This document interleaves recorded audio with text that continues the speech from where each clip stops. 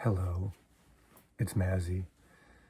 I wanted to make this entire video an ASMR type video, and if you don't know what ASMR is, just Google it. You have the Google. I'm in a meditative mood, and it's because of this release, but I want to expand on this video. The concept or the inspiration for this video is from the upcoming release, Mind Games, another incarnation of Mind Games.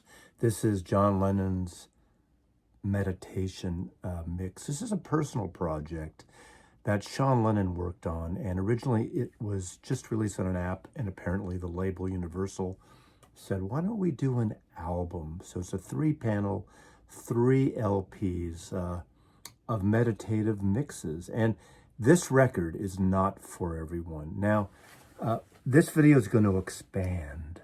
Maybe I should whisper in ASMR the whole time.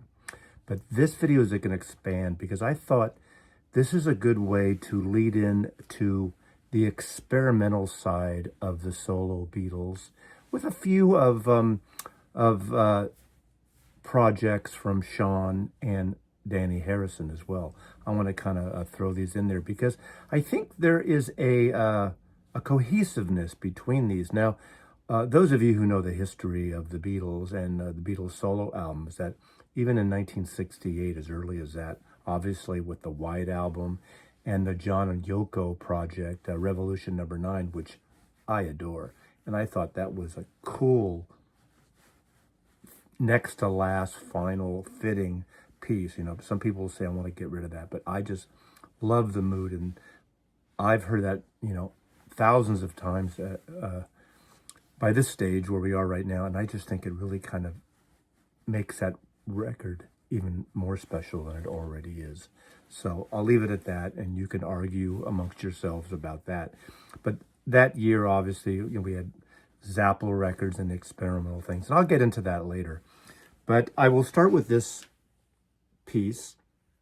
This copy was sent to me in advance by the Lennon Ono estate, the people in the UK, and I thank them for that. I pre-ordered this, so I have a copy coming on to me once it released. I think it's released on the 11th of October, but I'm not here to necessarily sell everyone on this. I do want to showcase it, and I think it's a really interesting experiment, and sometimes it works, sometimes it doesn't, but I want to hark back because those of you who watch me regularly know I'm from San Francisco. I lived for a very short time across the Golden Gate Bridge in Mill Valley up on Mount Tamalpais, and I am very familiar with the transcendental meditation scene. I didn't dive deeply into it, but I've been on short meditation retreats in a way in Marin County, down in the Big Sur area on the coast of California. It is so California, so namaste. There's a mood thing to it. And I think there's a place for meditation. And if more people in the world meditated, I think we'd all be better off.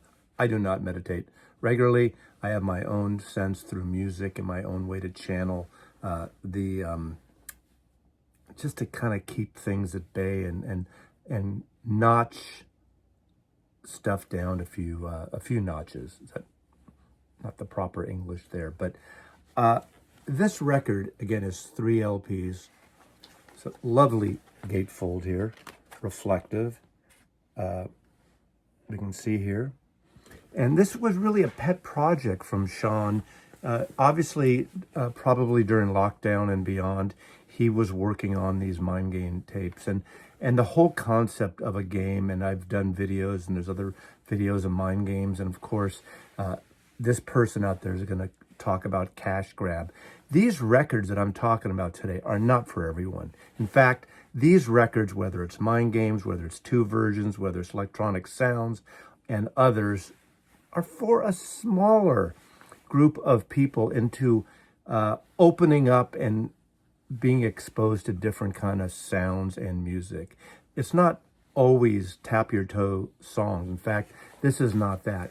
This is various elements of music from Mind Games. In fact, 2.5 of the records are mostly just the song Mind Games slowed down. And Sean adds some other layers of instruments that he plays on this, but they're not song-based. They're almost as if you ever used your iPhone and use the slow-mo video tab and have songs and voices and things going on in the background, and you hear that slow metallic kind of sound. That is pretty much what this is. In the liner notes here, Sean writes about these mixes are designated to put the listener into a relaxed and contemplative state. And that is essentially what it is. If you've ever, if you know about ambient music and minimal and trance, and this is a little like that, but not as formatted as that. And I would say 5 of the sides give you that. Now, one may argue this would be a better edition as a CD, so you don't have to turn it over. If you're in a meditative state, you don't want to get up, pick up the record, and turn it over. While I'm talking here, I want to show some details of the record on my turntable, because last night I played this all the way through, all 6 sides through. And I tell you, on one of the final sides, I got fooled. And I sat there for an hour, pretty much in a meditative state, listening to something that seemed like a dub mix. If you know reggae dub mix, this bass, repetitive bass line. And I was waiting for like a Lee Scratch Perry to do some mixes within that. And it kept going on. Finally I got up and I realized it was a lock track. Track 1 was locked there. That would have gone on for days if I hadn't got up out of my meditative state. And I went through each thing, every track on that one side. I assume it's side 6, but the numbers are so small I could not figure it out, because it's one of those, let me just show you here what the labels are like. They're actually kind of beautiful. In fact, I love these sleeves, almost like rice paper, Japanese meditative type sleeves. Look at this, I love that.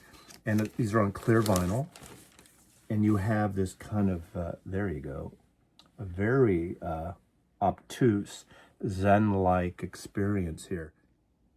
You can't really see the sides, at least someone with my eyesight, even with my glasses, but it didn't matter.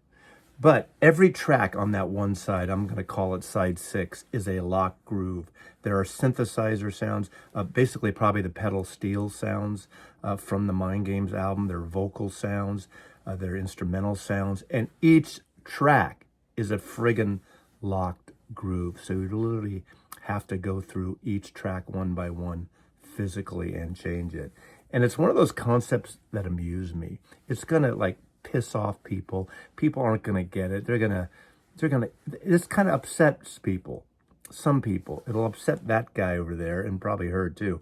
But I think it is, I don't want to say genius. Let's not go overboard here, but that pretty much reminds me of a Monty Python album that had sort of a, not the lock groove like Sgt. Pepper, the end of Sgt. Pepper, with the backwards jumble stuff and then the high dog whistle.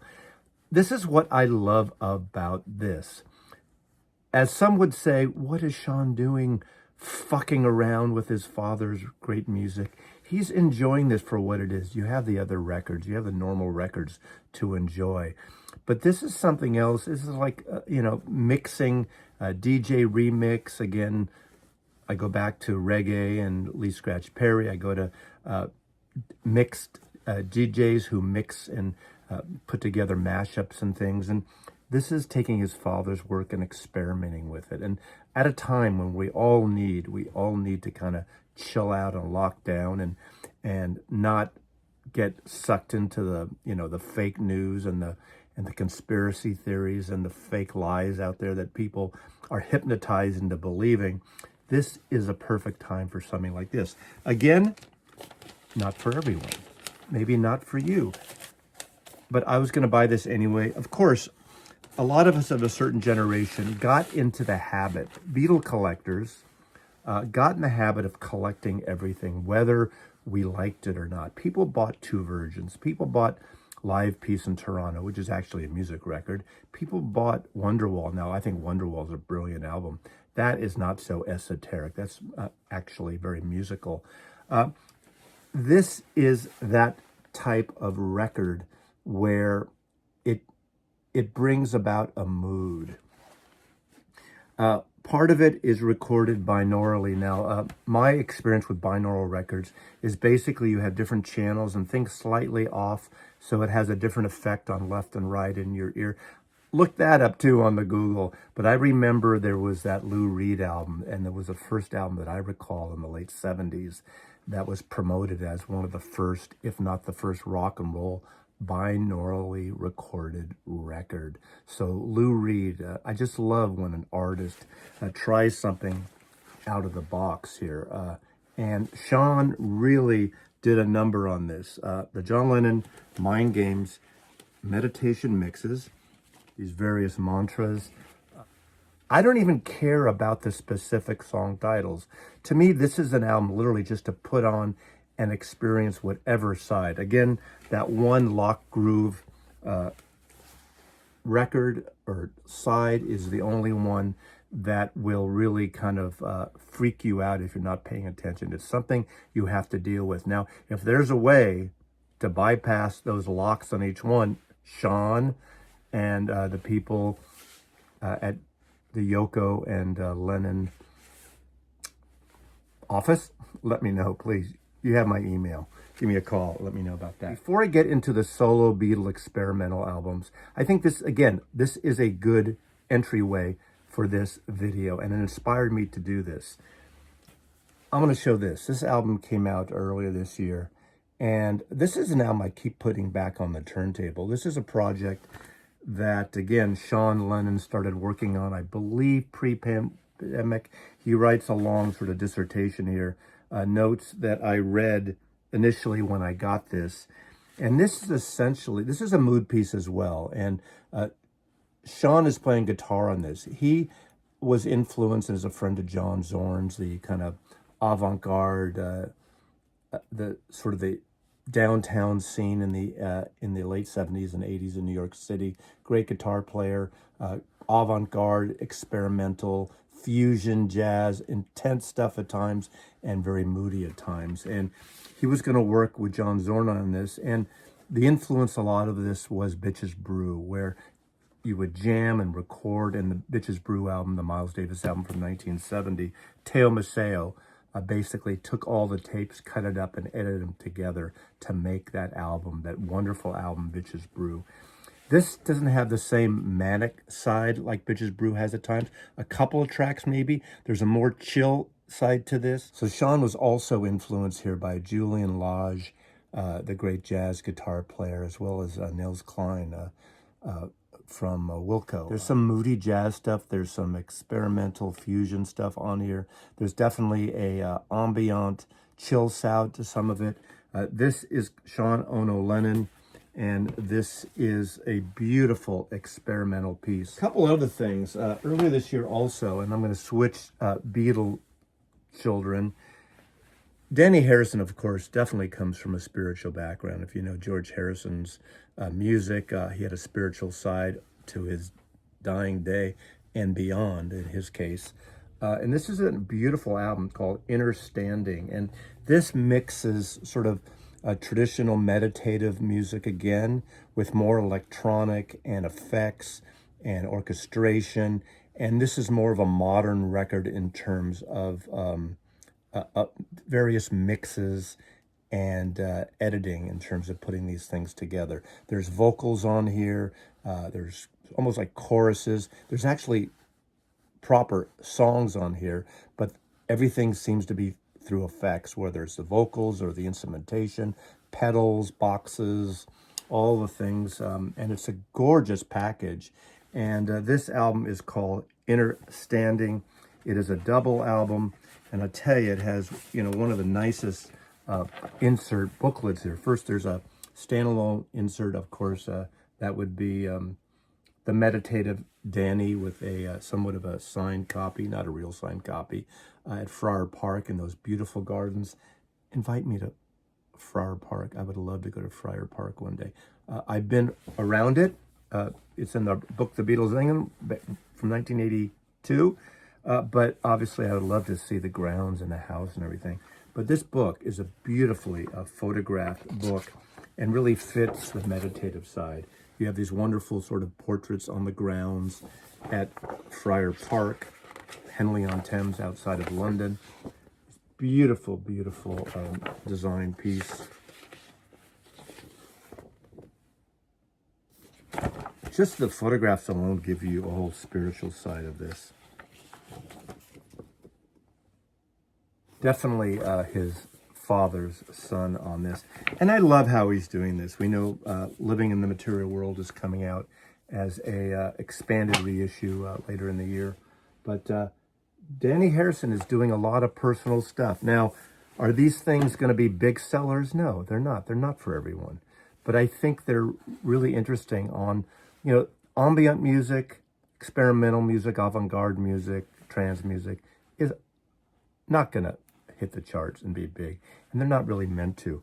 This is an interesting record I picked up for Record Store Day. I believe it's still in print. Dreamers in the Field, Hoon Hur 2, Carmen Rizzo, and Dhani Harrison. And Carmen Rizzo is a producer, works with a lot of modern artists as well. And this is great. Hoon Hur 2 is a throat singer, so it's got these vibrations, and they mix that traditional throat singing with modern music that Dhani and Carmen Rizzo edited together and played. This is a beautiful, beautiful record on Dark Horse. Here you go. George influenced his son, Dhani. Again, both Dhani and Sean seem to be in this clear vinyl, which definitely in the spiritual world is a very pure vinyl to use. But this is a lovely record, and I'm glad I got that Record Store Day. Obviously, two versions.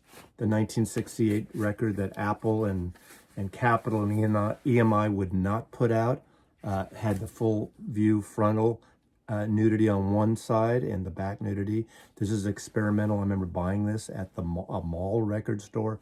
They had it behind the counter, and I was asked for it the day it came out. And I remember the guy saying to me, "Have you heard it? Are you sure you want this?" I brought it home, and I kept remember at first skipping the needle I had to waiting for the music. There's no music. This is an ambient record. This is a document of that kind of first overnight stay with John and Yoko, I believe. And it is a avant-garde piece. It's not for everyone, but I learned to appreciate this. Of course, a couple weeks later, the White Album comes out, and we get Revolution number 9, which actually in reality is more of an organized piece. This is really just a sound of a time recorded by John and Yoko. Then there is Life with the Lions on the Zapple, the short-lived Zapple record, the experimental wing of Apple Records. And this is Yoko at the hospital there with John after she had her miscarriage, unfortunately. And again, there's a lot of talking, again, ambient thing. And you have this picture on the back. Again, these records are not for the faint of heart, and they're not for everyone. Don't expect a Beatle record or even a Beatles solo record. But I just want to really illustrate the constant experimental side that 3 out of the 4 Beatles had. Obviously, we're going to leave off Ringo, because as far as I know, I don't recall really any experimental stuff he put out. And then, of course, I just showed this recently because of the packaging of the wedding album. And this is an elaborate package, the wedding album, John and Yoko. And then the short-lived experimental label, Zapple Records, wing, electronics wing, experimental wing, avant-garde wing of Apple Records. George Harrison puts out electronic sounds. He's one of the first owners of the Moog synthesizer in the UK. He brought it in, obviously, for Abbey Road. It was used on that. And he brought over to England one of the 2 sales reps who had put out a couple records on Warner Brothers, and ended up putting out 3 records, was Bernie and Krause. Paul Beaver and Bernie Krause were the sales rep and the musicians that knew how to do this. George brings them over, and they play around, record. George is teaching himself, and he's having Bernie Krause teach him how to use this device at the time. George records it, puts out a record. Bernie was pissed. He is credited here, electronic sound, Under the Mercy Wall, composed by George Harrison. Side 2 says No Time or Space, composed by George Harrison. Should say with the help of Bernie Krause. But this isn't a record that has grown on me over the years. If you're a fan of electronic music, experimental stuff, this definitely should be in your collection. And not just because it's a Beatle, but it really is almost like a tuning up, like a, let's see what this baby does. Let's see what's under the hood. And that's what this is about.